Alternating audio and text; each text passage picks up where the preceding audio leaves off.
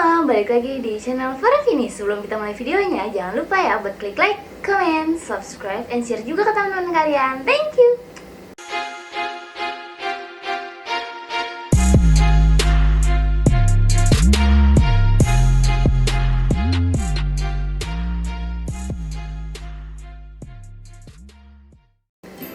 Oke, jadi di video kali ini aku pengen ngebahas kenapa kalian bisa nggak lolos SNMPTN. Sebelumnya aku mau ngucapin selamat ya buat kalian yang lolos di Tata Busana UNJ 2021. Dan buat kalian yang nggak lolos SNMPTN, tidak apa-apa karena hari tidak akan berakhir. Masih ada hari esok, masih ada jalur-jalur lainnya untuk kalian masuk ke Tata Busana UNJ.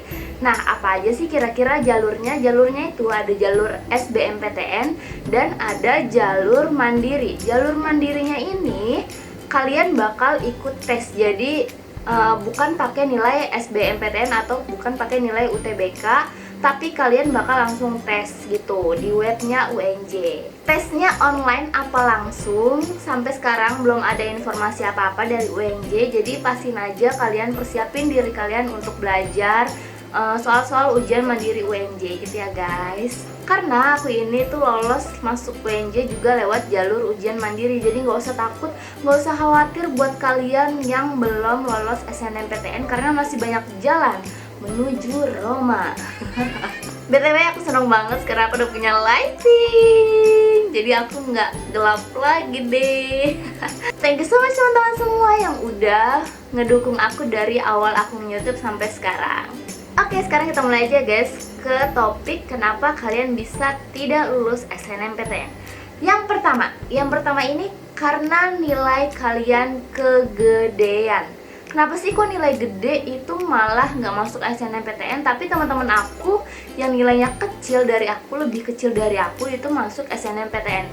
Kenapa ya? Jadi bisa aja nih para panitia ini kayak mencurigai kamu. Bisa aja kayak sekolah tuh sengaja naik-naikin nilai kamu, kayak sekolah sengaja ngasih nilai kamu tinggi, atau bahkan nggak sedikit loh, banyak banget sekolah-sekolah yang emang udah kayak menetapkan nilai-nilai yang tinggi buat anak-anak didik dia atau anak-anak yang emang berprestasi di sekolahnya.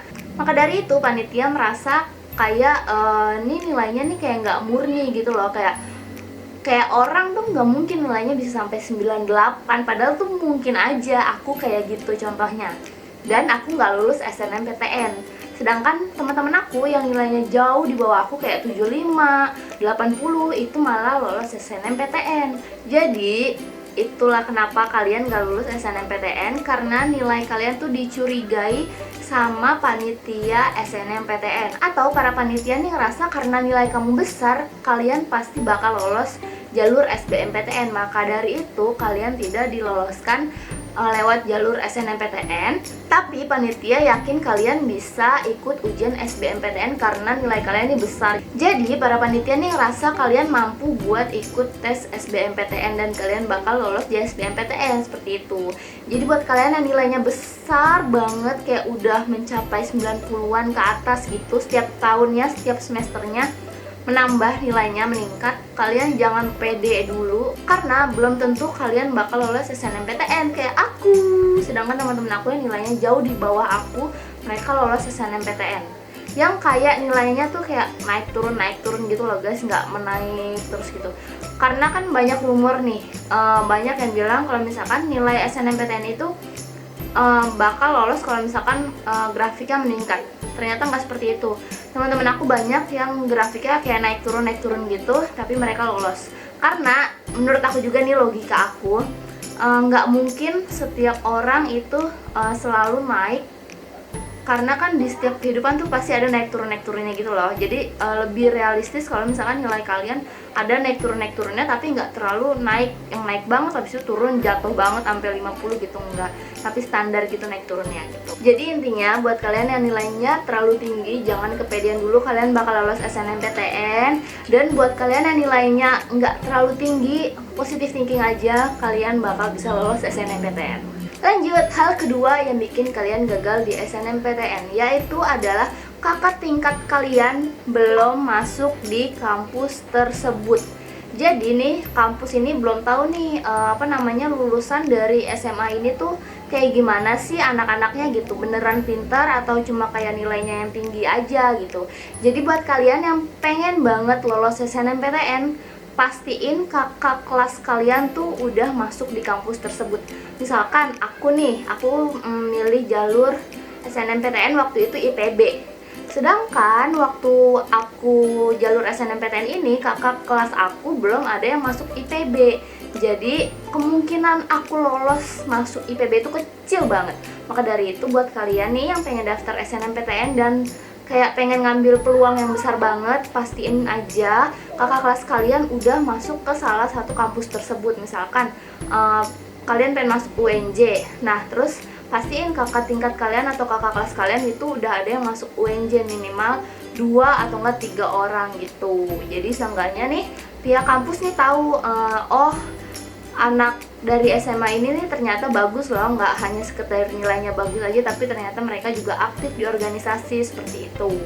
Tapi bukan berarti kalian nggak bisa milih kampus yang belum kakak kelas kalian itu tempatin gitu loh. Jadi walaupun kakak kelas kalian belum ada yang masuk di IPB dan kalian pengen membuat loncatan tinggi untuk sekolah kalian, nggak apa-apa, coba aja. Tapi itu buat yang pengen cari kesempatan gitu. Tapi kalau misalkan kalian pengen cari aman, aku saranin seperti yang tadi aku bilang, cari kampus yang udah ada alumni kakak kelas kalian gitu ya guys. Oke, sekarang kita masuk ke hal terakhir, hal ketiga yang bikin kalian tidak lolos SNMPTN, yaitu karena kalian lintas jalur. Di sini aku udah pernah ngasih tahu ke kalian, kalau misalkan kalian SNMPTN itu jangan pernah sekali-kali kalian lintas jalur. Kenapa? Karena kemungkinan lolosnya itu bakal sangat kecil banget. Karena di sini mereka tuh para pihak kampus memilih yang benar-benar sesuai dengan jurusan kalian.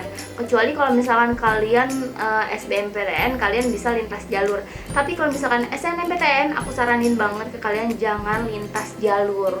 Nah, buat kalian yang tahun ini belum keterima SNMPTN, nggak apa-apa banget karena masih banyak jalan menuju Roma seperti yang aku bilang tadi. Masih ada jalur SBMPTN, masih ada jalur mandiri, jadi nggak usah takut.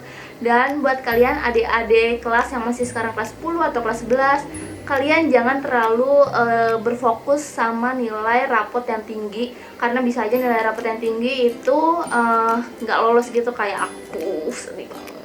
Oke, mungkin segitu aja video aku kali ini. Buat kalian yang masih belum paham atau mau tanya-tanya lagi, boleh banget tulis di kolom komentar pertanyaan kalian atau DM langsung di Instagram aku di @farafini. Thank you for watching me in this video. See you on my next video. Bye bye.